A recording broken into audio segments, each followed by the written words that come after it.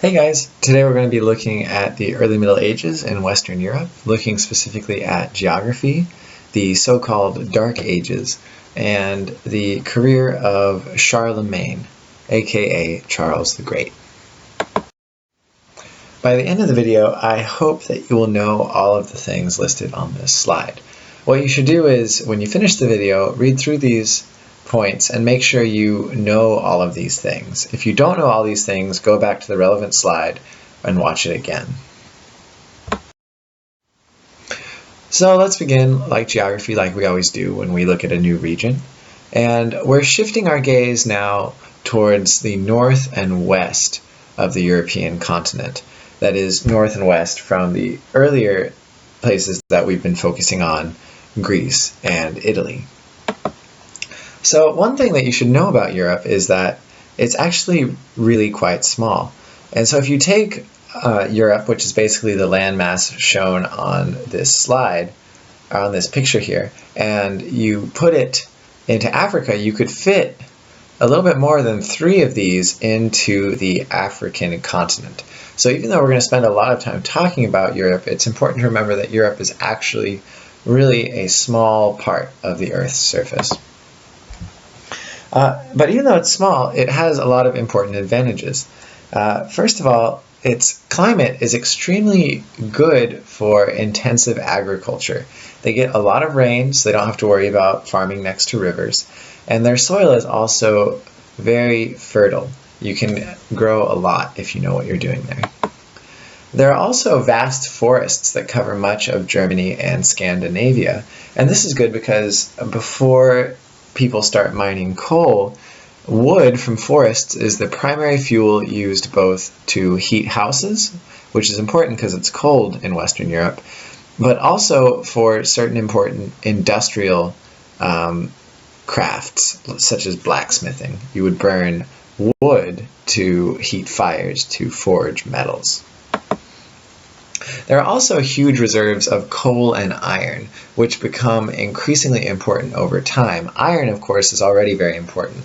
And coal, as they chop down their forests, becomes more and more important as time goes on. It becomes especially important much later during the industrial era. At the time period we're looking at, there is a very low population density in Western Europe. That means that there are not very many people per square mile. And this is because Western Europe was a poor frontier area during Roman times.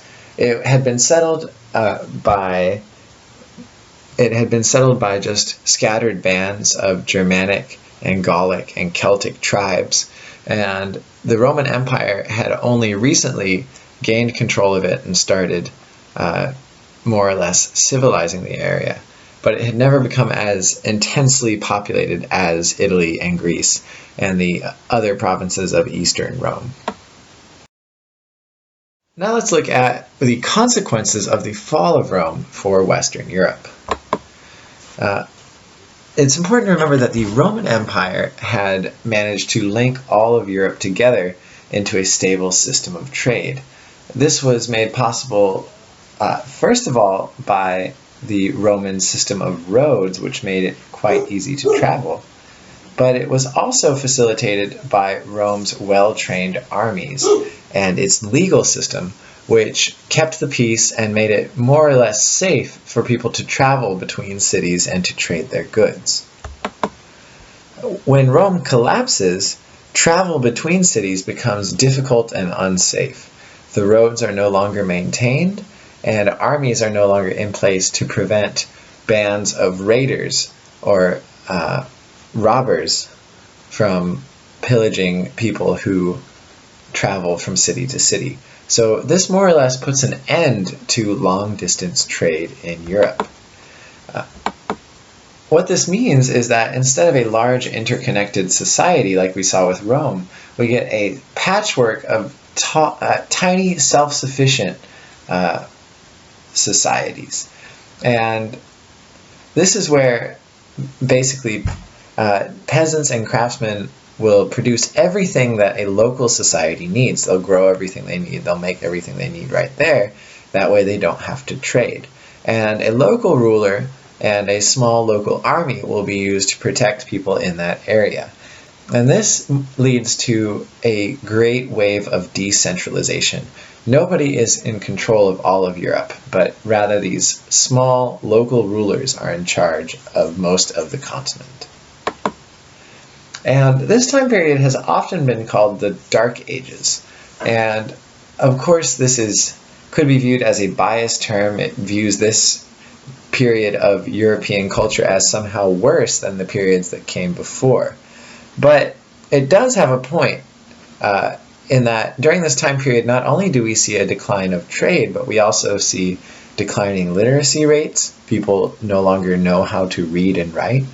We see a decline in agriculture, and we see a decline in population.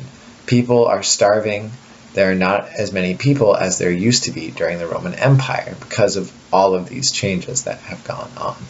And it's for that reason that this time period, roughly from 400 to 800, is known as the Dark Ages. One of the most important things that happens during the Dark Ages, quote unquote, is the rise of the Franks, who emerge as the most powerful kingdom in the early Middle Ages.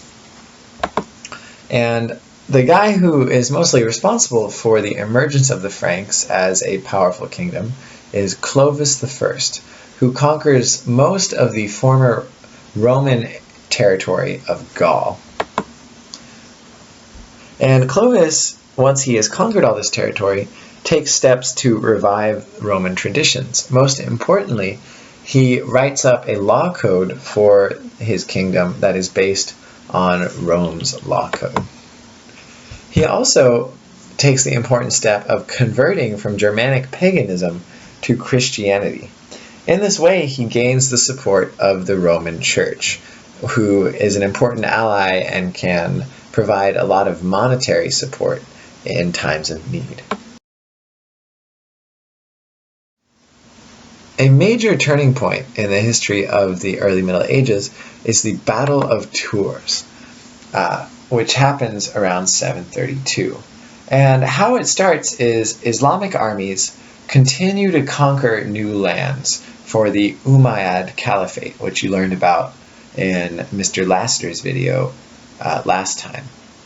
And so these armies continue to defeat kingdoms as they encounter them. And by 720, they have even conquered the formerly Christian land of Spain. After conquering Spain, they continue to push forward into Frankish territory, what is today modern-day France. Of course, the Franks aren't happy about this, and they rally behind their king, Charles Martel, who leads an army to resist the Islamic invasion. They meet the Umayyad army near the city of Tours in northwestern France, and they're able to defeat the Umayyad army and force them back into Spain.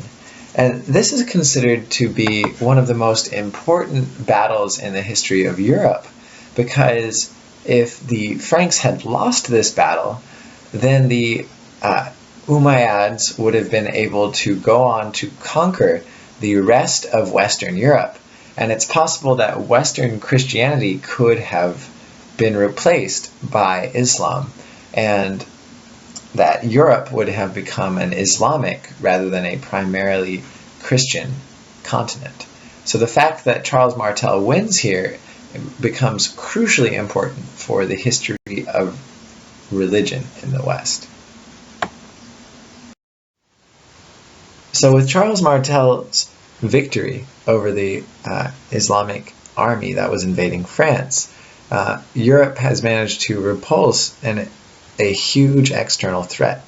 And after this, we see towards the end of the 700s the emergence of a very powerful ruler who manages to unite most of Europe. His name is Charlemagne, and he is the grandson of Charles Martel. And one of the things that made Charlemagne such a powerful ruler is that he would lead these huge armies of mounted knights all around Western Europe, and basically use them to expand and to defend his growing empire. So basically, with this force of mounted knights, Charlemagne could move anywhere he needed to be to fight battles, to defend his cities, stuff like that. And this gave him a big advantage. Around the year 800, Charlemagne also received another big advantage when he saved the Pope from a rebellion in Italy. After he saved the Pope was so grateful that he crowned Charlemagne and named him the new emperor of the Romans. Basically named him as the new Caesar. And this allowed for Charlemagne to claim something that monarchs would go on to claim for a long time, and this is the divine right of kings. Basically, this is the idea that Charlemagne was allowed to have authority over his kingdom because he was chosen by God through the Pope to rule over Europe. So he could claim not only that he did rule, but that he was supposed to rule because he had been chosen by God.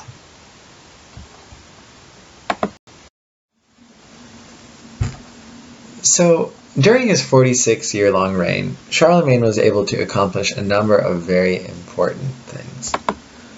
First of all, he was able to unite a huge chunk of Western Europe under his reign, which is something that very few rulers have ever been able to do.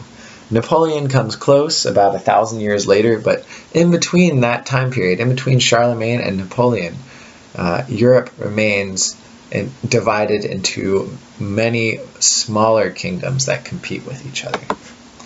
And Charlemagne, while he has Europe united, tries to bring a couple changes to it in order to centralize his control over the area. First of all, he begins to grant lands to powerful local lords. But in order to keep control of these local rulers, he would have royal officials travel around the kingdom to check up on everything. He also sent out missionaries to convert pagans to Christianity. These pagans were mostly German peoples who still worshipped their old pagan gods, and Charlemagne sent these guys out to convert these pagans to Christianity, believing, one, that it was important to spread Christianity, but two, that religious uniformity would help to hold his kingdom together.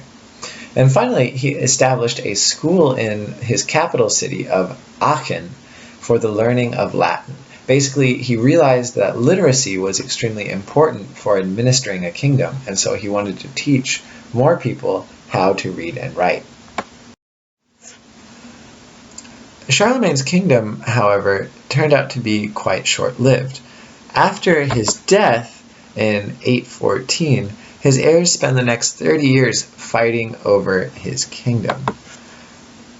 When these 30 years have passed, the heirs have still not decided who will inherit the kingdom, and instead the kingdom is split into 3 chunks, which ends Europe's short-lived period of unity. Another thing that contributes to the growing disunity of the European continent is the beginning of the Viking invasions, which began to happen around the year 900 and continue for more than a century afterwards. So the Vikings were raiders from the area known as Scandinavia up north of Germany. And these guys were skilled sailors who would sail around in these ships known as longboats and basically show up out of nowhere and attack coastal villages or coastal monasteries and take a bunch of stuff and then leave again. In doing this, the Vikings became extremely wealthy over this period of a couple hundred years, and they could eventually not only raid coastal cities, but they actually began setting up cities themselves in abandoned coastal areas. Sometimes they would even take their longboats up rivers and found cities far up rivers. In fact, one of the most important cities of medieval Russia, Kiev, was founded by Vikings who sailed upriver.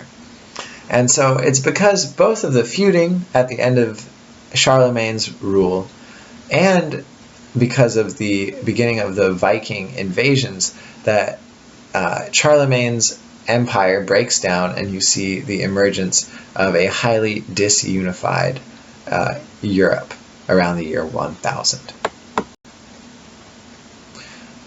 Europe then remains disunified for the next 1,000 years, if not longer. They're only now making strides towards true unity on the continent.